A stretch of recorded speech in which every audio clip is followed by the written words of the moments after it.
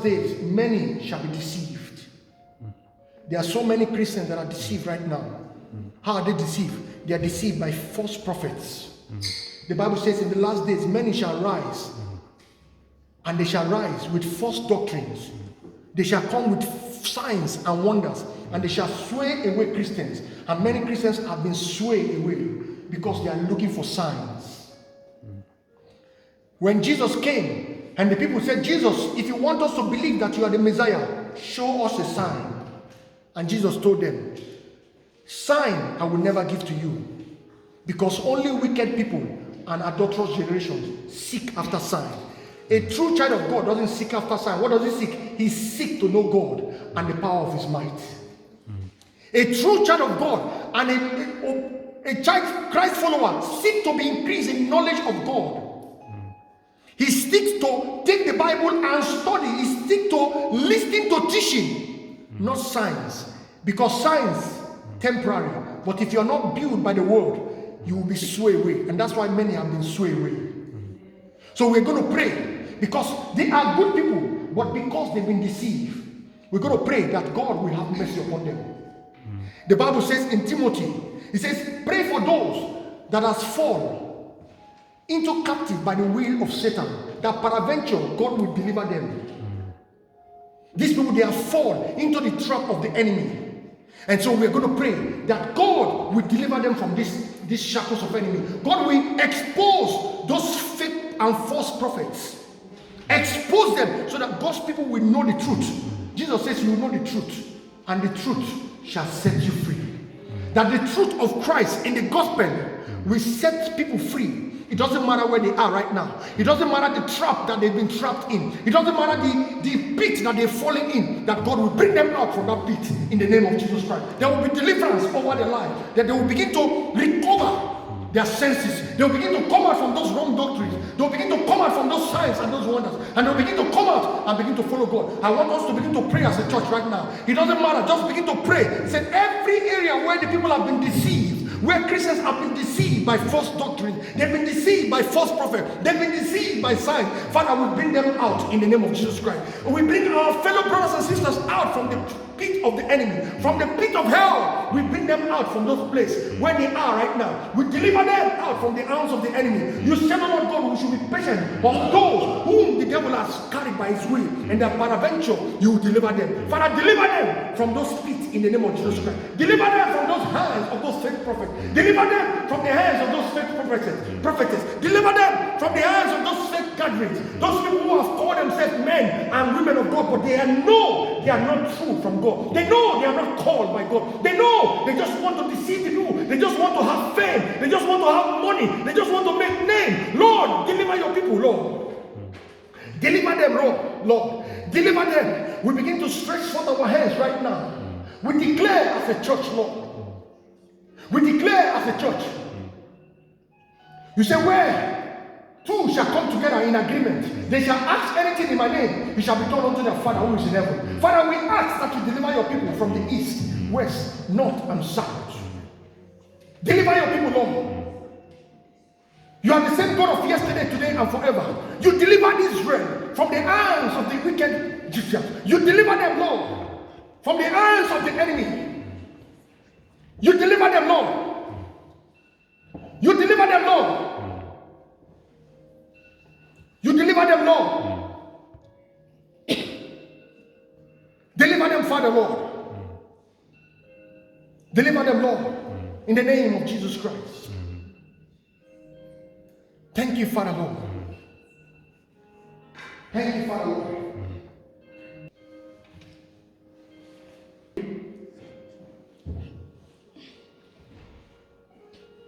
Luke 18.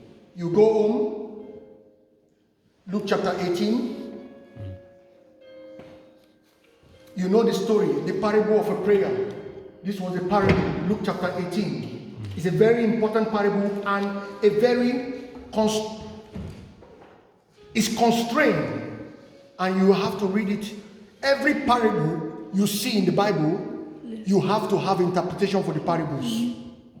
Because every parable has a fiction in it. You know, when you're watching a movie, there is fictions. Every parable has a fiction, and every parable needs an interpretation. That's why if you don't know the real interpretation of a parable, you will misquote it. And Jesus quoted over 46 parables, and those parables that he quoted were not for Christians, because Jesus says, I will never speak to my people with parables, but I will speak to them plainly. So Jesus communicated to the world in parables. Why did he communicate to them? So that if they want more, they have to come to him. And that's why scripture says, no time did Jesus speak will he communicate to us with parables. So parables are not for Christians. So this very parable in the book of Matthew 18, if you read it from verse 1, it says, and now Jesus was telling the disciples a parable to make the point that all times they ought to pray and not give up or lose heart. All times they have to pray. And Jesus began to go further. He said, in a certain, verse 2, Matthew 18, verse 2, he said, in a certain city, there was a judge who did not fear God and had no respect for man. And there was a widow in that city. She kept coming to him and saying, give justice. She said, give justice. Avenge me for my adversaries. Some translation says. And he would not for a while, but afterwards he said within himself, though I fear not God, nor regard man, yet because this widow troubleth me, I will avenge her least. By her continual coming, she wearies me.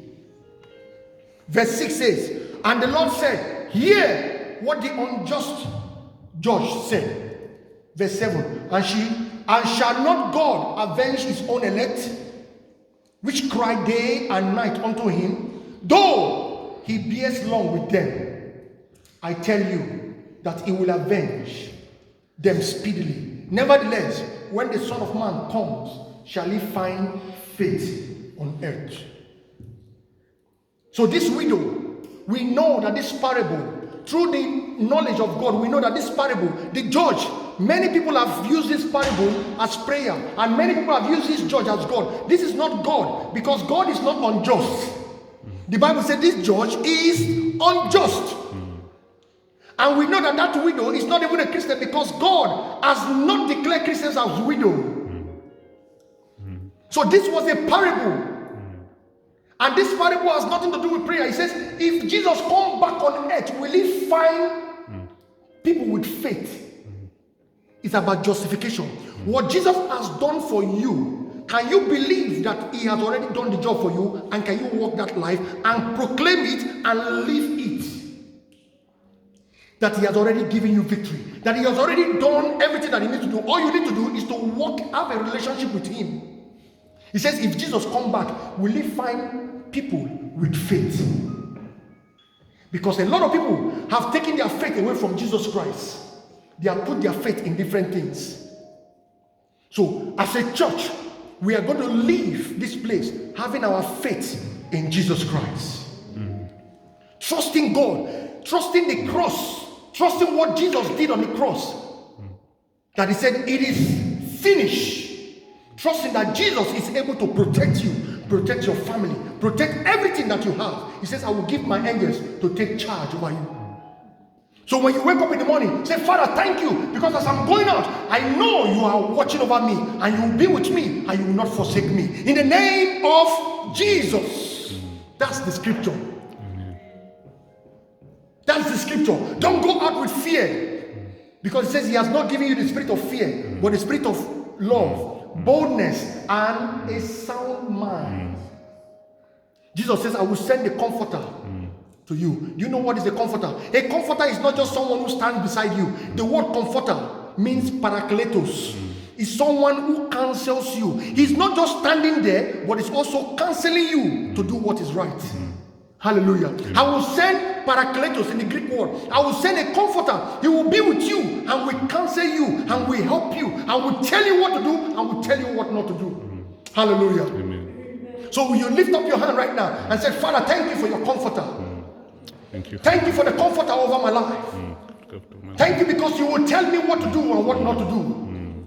Because the scripture says, The scripture when the Holy Spirit comes upon you, the Holy Spirit He will lead you and guide you lead you and guide you. and will show you even the things to Show come. me. Thank you, Father. Thank you, Father. You are going to reveal the unrevealable to me. You are going to show me the future. You are going to tell me things to do. You are going to direct me where to go and where not to go. You are going to send me where to be and where not to be. Begin to confess this right now. Say, I thank you because you are with me. You will go with me. You are ever forever with me. And you will lead me and you will never forsake me. You will help me. You will stand by me. You will counsel me. You will teach me. You will help me. Help me. Thank you, Holy Spirit. Thank you, Holy Spirit. We pray for even those that have not made it today. That Father, through your Spirit, you will counsel them and comfort them. You will guide and protect them. You will lead them for our next end of month prayer in November. Thank you, Father, for even this month of prayer that we are dealing on prayers. That you continue to help us and reveal to us more and more and teach us through your word and make us be firm and forever settled. Thank you, Father, Thank you, Lord. for the prayer answered today. Thank you for your people. This week, you will make it fruitful for us. This week, God will guide your step. Your request has been answered.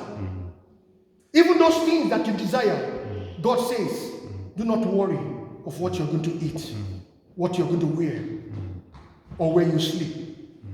He said, for these things, I know already.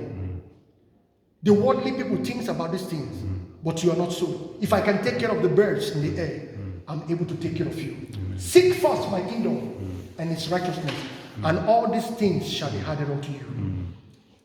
Everything that is necessary unto your life is added unto you in the name of Jesus Christ. Amen.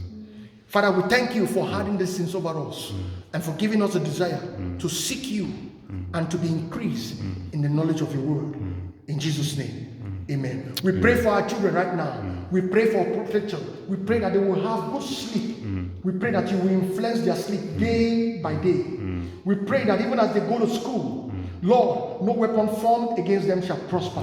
Thank you. Your angels will take charge over them. You will be with them when they go out, and you will be with them when they come in. We pray for everyone that is in his job. We pray, Lord, that you will take care of them, oh Lord God, in their job. You will protect them in their job. Lord, we know sometimes, oh Lord God, there are trials and tribulations, oh Lord God. You will keep them from those trials in the name of Jesus Christ.